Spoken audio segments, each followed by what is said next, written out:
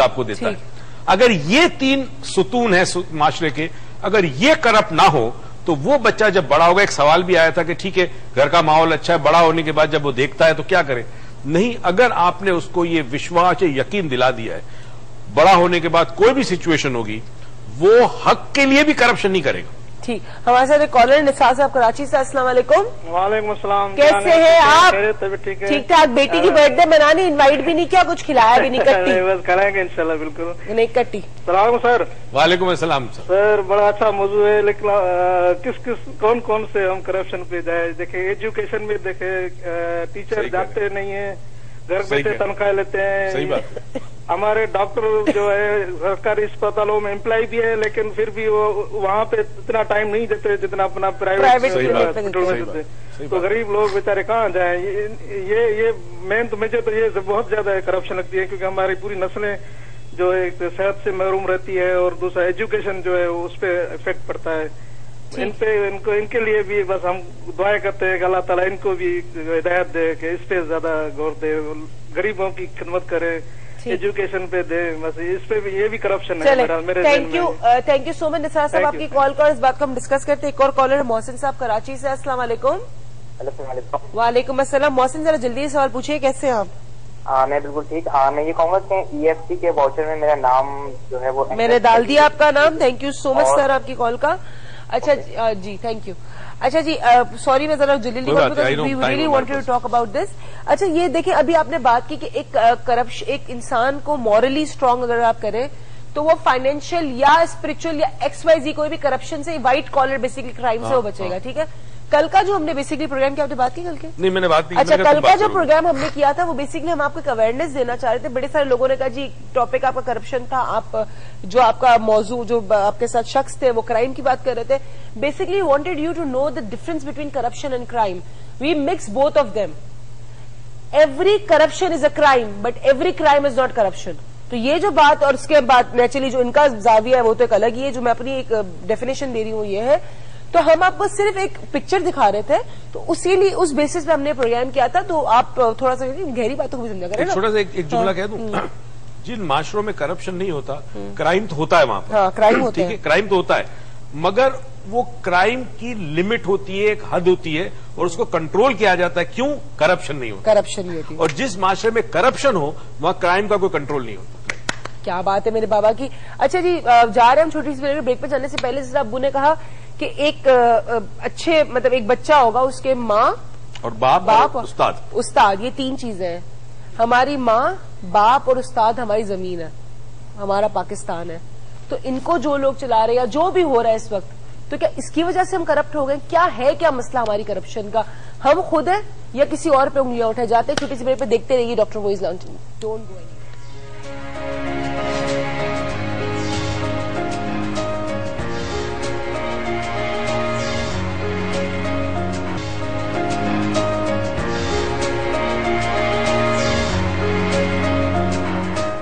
Welcome back ناظرین. اب آپ خود فیصلہ کریں کہ اس ہماری جو دھرتی ماں ہے اس کے اندر ہم سب اتنے کرپٹ کیوں ہیں؟ ہمارے ٹیچر کون ہے؟ ہمارے استاد کون ہے؟ ہم نے کس کو اپنا آئیڈل بنایا ہوا ہے؟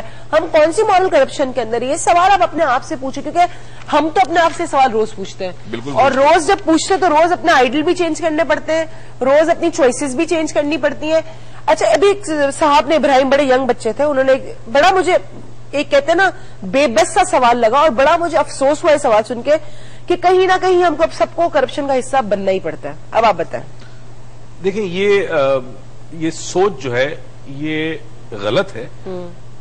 یہ آتی اس وقت ہے جب آپ بے بس ہو جاتے ہیں، فرسٹریشن کا ایک لمٹ آپ کے آ جاتا ہے. اس کے بعد آپ کو لگتا ہے کہ نہیں، اگر ہمیں سسٹم میں چلنا ہے، رہنا ہے، جینا ہے، نوکری کرنی ہے تو ہمیں بےایمانی کر کے کرنی پڑے گی ورنہ نہیں ہوگا. اچھا اب کل ہم بتائیں گے بیسیکلی کہ فالٹ جو ہے وہ ہمارے مائنڈ کے اندر تھاٹ پروسیس میں کہاں سے آیا ہے. ٹھیک ہے، ہم نے کل بتائیں گے اس پہ. تو اس وقت یہ سوال کا جواب آپ کے سمجھ میں آئے گا کہ اگر وہاں صحیح ہوتا تو آپ کے سامنے کوئی بھی سچویشن ہوتی آپ کبھی بھی کرپشن کی طرف نہ جاتے. حضرت علی کا ایک واقعہ چھوٹا سا بتا دوں. انہوں نے ایک جگہ سرائے کے باہر اپنا گھوڑا باندھا. ایک آدمی وہاں پہ موجود تھا تو اس سے کہا کہ بھیا یہ میرا گھوڑا ہے اور اس میں سیڈل جو کہتے ہیں اس کا خیال رکھنا، میں اندر سے آتا ہوں. آپ باہر آئے باہر آیا تو وہ سیڈل جو ہوتی ہے اس پہ وہ لے کے بھاگ گیا تھا وہ آدمی. تو دوسرا ایک شخص کھڑا تھا, تو حضرت علی نے اس سے کہا دیکھو میں نے سوچا تھا کہ جب میں باہر آؤں گا کام کر کے تو میں یہ میرا گھوڑا اس نے خیال رکھا ہے تو میں اس کو 3 درہم دوں گا اس گھوڑے کا خیال رکھنے کا. اب وہ جو سیڈل چوری کر کے چلا گیا ہے وہ بیچے گا تو اس کو 2-3 درہم ملیں گے. تو اس کے نصیب کے اندر رزق حلال آ سکتا تھا, مگر اس کی لالچ نے وہی رزق اس کو حرام کر کے دیا. حلال حرام اچھا برا یہ ہم سب اپنے ہاتھ میں, کیا چیز ہمیں اپنانی ہے کیا نہیں اپنانی ہے. کوئی آپ کو گھر پہ آ کے فورس نہیں کرتا, آپ کو کوئی یہ نہیں کہتا کہ جی چلو. آپ کی خود کی لالچ ہوتی ہے, آپ کی خود کی ڈر ہوتا ہے, آپ کا خود کا کوئی نہ کوئی مفاد ہوتا ہے کہ آپ کہتے ہیں کہ یار پرچی کی ذرا جاب لے لوں, یا چھوڑو ایک پاسپورٹ ہی تو بنانا تو کال کرا لیتا ہوں. ارے کیا ہو گیا ایک میں نے جی سگنل توڑ دیا. تو یہ سارے ہمارے اپنے ڈیسیجن ہوتے ہیں. شیطان تو وسوسہ کرتا ہے اور وہ کرے گا. Choice is always in your hand. آپ بے بس نہیں, اگر آپ بے بس ہیں تو آپ اشرف المخلوقات نہیں ہیں, اگر آپ اشرف المخلوقات ہیں تو آپ بے بس نہیں. Decision is always in your hand. If you choose to be corrupt then you are corrupt, and if you choose not to be corrupt then you are not corrupt.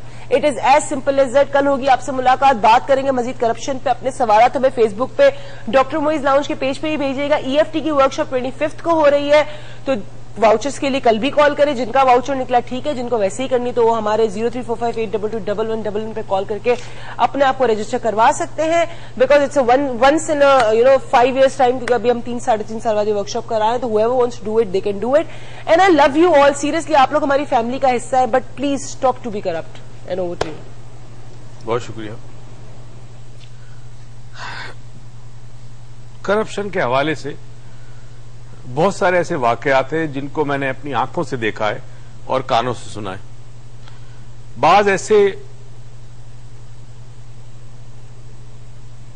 تکلیف دہ واقعات سنے ہیں میں نے, اتنے ٹریجک ہے کہ شاید بیان کرنا بھی میرے لیے مشکل نہ ہو. کرپشن کا انجام, اور بالخصوص انسانی رشتوں میں کرپشن کا انجام اینڈ میں جو ہوتا ہے وہ اتنا برا ہوتا ہے کہ جس کا آپ کو اندازہ نہیں ہے. ایک صاحب کی جو میں نے خود دیکھا ہے اور کانوں سے سنا, انہوں نے مجھے پورا واقعہ اپنی زندگی کا بتایا ہے, اور جب وہ بتا رہے تھے واقعہ تو شاید آپ کو اندازہ ہو جائے گا جب میں واقعہ بتاؤں گا کہ ان کی کیفیت کیا ہوگی جب انہوں نے مجھ سے شیئر کیا یہ واقعہ. وہ میرے پاس آئے تھے, ایک سینس آف لاس تھا, اتنا شدید تھا کہ وہ زندگی گزار نہیں پا رہے تھے. تو وہ میرے پاس آئے تھے ہیلپ کے لیے. بہرحال بات یہ تھی ان کی کہ جی وہ ایک گورنمنٹ سرونٹ تھے اور بڑی اچھی پوزیشن پہ تھے, اور بہت بڑے بڑے عہدے پہ جو لوگ ہوتے ہیں ان کے ساتھ ان کا رابطہ تھا اس پوزیشن کی وجہ سے. تو کرپشن انتہا پہ تھی, اور رشوت جو تھی وہ مین چیز تھی. لاکھوں کروڑ رشوت میں کماتے تھے. ان کی والدہ گاؤں میں رہتی تھی, اور وہ ہر مہینے اپنی ماں کو چیزیں بھیجتے, تو اس کی ماں واپس بھیج دیتی ہے کہہ کر کہ پتہ نہیں پتر کیا بات ہے, جو چیز تو بھیجتا ہے اس میں سے بدبو آتی ہے. اس بوڑھی ماں کو کچھ بھی نہیں پتا کہ اس کے بیٹا کتنی بڑی پوزیشن میں, کتنی رشوت, کچھ بھی نہیں پتا. بس یہ کہتی تھی بدبو آتی ہے, تو وہ چیزیں استعمال نہیں کرتی تھی اور واپس اس کے پاس آتی تھی. ہر بار جب یہ چیزیں واپس آتی تھی اندر ادھر کڑتا تھا, اس کو بڑی تکلیف ہوتی تھی, مگر کیا کرے, سسٹم کا حصہ بن چکا تھا. اتنا حوصلہ نہیں تھا, اتنی جرت نہیں تھی, اتنا ایمان نہیں تھا اس میں, اتنا یقین نہیں تھا اس کو رب کی ذات پر کہ وہ اس سسٹم کے اندر سے اپنے آپ کو نکال سکے. اپنے آپ کو قید میں ڈالا تھا, خود نکلنے کو تیار نہیں تھا, یہ ہمت نہیں تھی. بہرحال وقت گزرتا گیا. 2 بیٹے تھے اس کے, اگر میں غلط نہیں کر رہا تو ایک کی عمر شاید 16 سال تھی, ایک کی عمر شاید 14 سال تھی, اور بڑے سالوں کے بعد اس کو اولاد ہوئی تھی. 2 بیٹے تھے اور اس کے بعد پھر کوئی اولاد نہیں ہو رہی تھی. تو بہت ہی چہیتے تھے. کئی لوگوں نے اس سے, اچھے لوگوں نے اس کو مشورہ بھی دیا, بند کر دو, کرپشن جو تم کر رہے ہو تمہاری وجہ سے نہ جانے کتنے لوگ دکھی ہوتے ہیں, کتنوں کا حق مارا جاتا ہے, جو لوگ ڈیزرونگ ہوتے ہیں ان کو حق نہیں ملتا. مگر یہ روک نہیں سکا تھا اپنے آپ کو. ایک چین بن جاتی ہے نا اوپر سے نیچے. بہرحال ہوا یہ کہ ایک دن اس نے ڈیسائیڈ کیا, ایک وقت آیا اس کے ساتھ, اور اس نے توبہ کر لی, اور اس نے رشوت دینا بند کر دی, لینا اور دینا دونوں. اب وہ اپنی ماں کو جب چیزیں بھیجتا تھا تو حیرت کی بات ہوئی کہ اس کی ماں کو اب وہ بدبو نہیں آتی تھی ان چیزوں سے, تو وہ خوش ہونے لگا. مگر وہ ایک چیز بھول گیا کہ جو بیج اس نے بویا تھا برسوں پہلے, اسے ابھی بھی پھل کاٹنا تھا. کچھ دن گزرے, پہلا امتحان اس کے اوپر یہ آیا کہ اس کا جو بڑا بیٹا تھا اس کی اچانک ڈیتھ ہو گئی. ڈاکٹرز کو پتہ ہی نہیں چلا کہ وہ کیسے, کیا بیماری تھی اور کیوں ہوا, بس ڈیتھ ہو گئی اس کی. اب وہ ڈیتھ کا جو صدمہ, موت کا صدمہ, جوان بیٹے کا 16-17 سال کا بچہ تھا, جو صدمہ لے کر ماں باپ دونوں ابھی سہ بھی نہیں پائے تھے کہ 2 مہینے بعد دوسرے بیٹے کی موت ہوگی. اور دوسرے بیٹے کی موت میرے خیال میں ایکسیڈنٹ ہوئی تھی. اب یہ شیٹرڈ ہوگی پوری فیملی. اللہ نے برسوں کے بعد ان کو اولاد دی تھی اور وہ اولاد چلی گئی, اور یہ شخص کے پیروں تلے زمین نکل گئی. اسے سمجھ ہی نہیں آیا کہ وہ کیا کرے. اب وہ روتا, استغفار کرتا, پروردگار نے مجھے بدلہ دیا میرے گناہوں کا, پتہ نہیں میں نے کتنے یتیموں کے سر پہ سے ہاتھ اٹھا دیا تھا, حقداروں کو حق نہیں دیا تھا, ناانصافی کی تھی. بہرحال ہو چکا تھا یہ. جب وہ میرے پاس آئے تو وہ 2 بیٹوں کو کھو چکے تھے اپنے, اور انہیں سمجھ نہیں آ رہی تھی کہ اب وہ زندگی کیسے گزارے. ایک شخص جس کی عمر 55 سال کے قریب ہو گئی تھی اور اس کے ساتھ کوئی جوان بیٹوں کا سہارا نہیں, کوئی اولاد نہیں. جب میں نے یہ باتیں ان کے ساتھ سنی اور اس کے بعد میں نے ان سے کہا, میں نے کہا آپ ایک کام کیجئے, جو بیج آپ نے بویا تھا وہ پھل آپ کو کاٹنا تھا. کچھ لوگ اس دنیا میں کاٹتے, کچھ آخرت میں کاٹتے. چلے آپ نے اس دنیا میں کاٹ دیا, اللہ تعالیٰ آپ کے گناہوں کو معاف کرے, آپ کی توبہ قبول کرے. اب ایک کام کیجئے گا, اور کام یہ کیجئے گا, اب زندگی بھر آپ ایک عہد کریں کہ اگر آپ کے اطراف میں ایسے لوگ ہیں جو رشوت میں یا کرپشن میں ملوث ہوں تو آپ کوشش کریں گے کہ ان کی اصلاح کر سکیں. یہ کمٹمنٹ کر دیں.